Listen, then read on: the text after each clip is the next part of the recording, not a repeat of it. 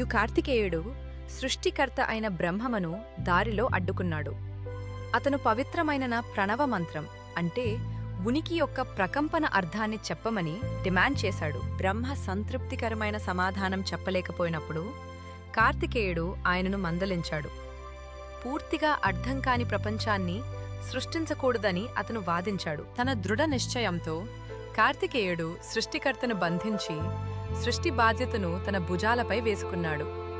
అతని చిన్న చేతుల్లో విశ్వం యొక్క సమతుల్యత మారడం ప్రారంభమైంది. శివుడు జోక్యం చేసుకోవడానికి దిగివచ్చి సృష్టికర్తను విడుదల చేయమని తన కుమారుణ్ణి కోరాడు. ఆపై తన కుమారుడి జ్ఞానాన్ని పరీక్షించడానికి ఒక సవాలు విసిరాడు. ప్రణవ మంత్రం యొక్క అర్థం నిజంగా తెలుసా అని శివుడు తన కుమారుడిని అడిగాడు. బాలుడు తన జ్ఞానాన్ని నిరూపించుకోవాలని ఆయన వేచి చూశాడు. గురువు కంటే పైన ఉన్నవారికి పవిత్ర జ్ఞానాన్ని బోధించలేమని కార్తికేయుడు పట్టుబట్టాడు. శిష్యుడిగా మారడానికి శివుడు వినమ్రుడు కావాల్సి వచ్చింది. శివుడు తల వంచి విద్యార్థి పాత్రను అంగీకరించాడు.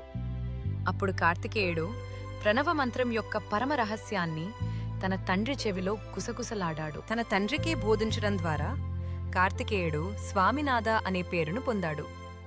అతను స్వామికి వామికి స్వామిగా మారి జ్ఞానానికి వయసుతో సంబంధం లేదని నిరూపించాడు.